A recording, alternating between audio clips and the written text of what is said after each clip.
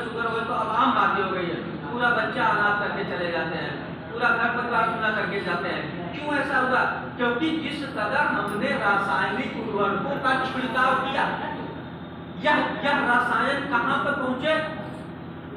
फसलों के माध्यम से हमारे शरीर पे पहुंच गए। और इसका रिजल्ट देखने को क्या मिला?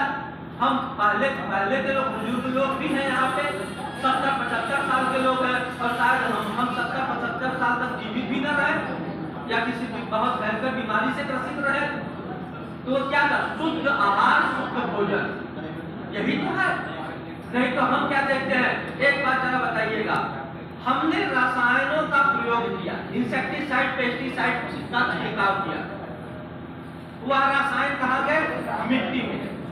और वो मिट्टी के माध्यम से कहाँ गए? पौधों में गए, और पौधों के माध्यम से कहाँ गए? हमारे भोजन में गए, और भोजन के माध्यम से हमारे शरीर में गया। तो हमारा शरीर दूषित हुआ कि नहीं दूषित हुआ? और इसका प्रभाव हमको देखने को मिलेगा कि नहीं मिलेगा? मिलेगा ना। तो हमारे यहाँ कई जगह प्राकृतिक खेती भी, आपको एग्रो एग्रीकल्चर से बताएंगे, कई जगह प्राकृतिक खेती चलाया जा रहा है, अनुदान भी है, जैविक खेती, प्राकृतिक खेती चलाया जा रहा है। क्यों चलाया जा रहा है? इसी तरह से, किसी तरह से मिट्टी को बचाया जाए। आज हम आपको बता रहे हैं, हमारी धरती माँ बीमार है, यह मिट्टी अस्वस्थ है। जिस मिट्टी में कार्बनिक पदार्थ 2-2.5 था, आज 10.5 पहुंच गया है। और यह भी कहा जा रहा है कि हम मिट्टी का जो प्रयोग कर रहे हैं वह 20 साल बाद वाली मिट्टी है।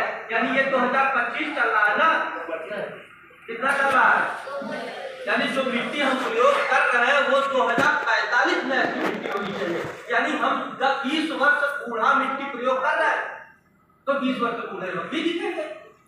जो पहले के लोग थे तो 40-50 साल के बाद बूढ़े दिखते थे, आज तो 25-30 साल के बाद मुझे बाल करते हैं, ये करते हैं, वो करते हैं, बूढ़े दिखने लगे। कारण क्या है?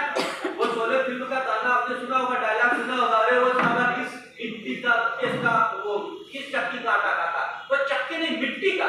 मिट्टी में जितने भी कार्बनिक पदार्थ होंगे, आपको बता दें, जितना ह्यूमस की मात्रा होगी उतनी ही मिट्टी मजबूत होगी।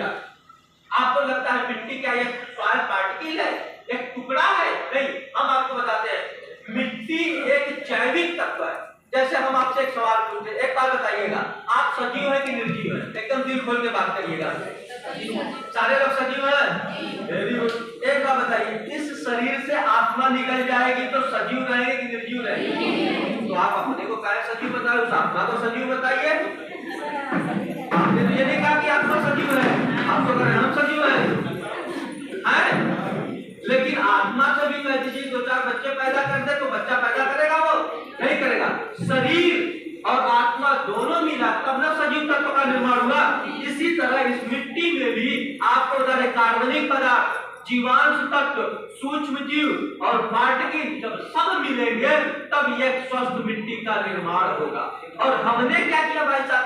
हमने क्या किया? रसायनों का प्रयोग किया, दीमक मारने के लिए रसायन का प्रयोग किए, हमारे सूक्ष्म जीव मर गए। हमने नेमाटोड्स मारने के लिए बहुत सारे रसायनों का प्रयोग किया, उसमें भी देख रहे हैं बहुत सारे केंचुए मर गए।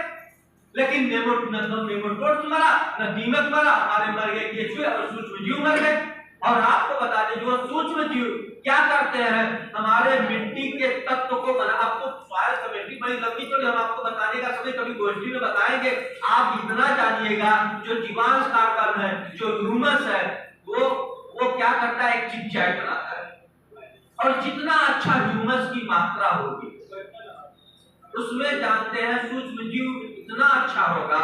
और वह पौधा आप देखिए, कभी पेड़ ओड़ के नीचे जो पीपल उपल का पेड़ है, वहां अनायास ही एक अच्छा सा फूल जम जाता है। जितना अच्छा फूल आप खाद और पानी देने पे नहीं होता है, जितना अच्छा पौधा आपके खेत का नहीं होता है, उसके कई गुना अच्छा वो होता है। क्यों होता है? क्योंकि वहां पे कार्बनिक मैटर है, वहां पे जीवांश तत्व है, वहां पे ह्यूमस की मात्रा है कि नहीं है?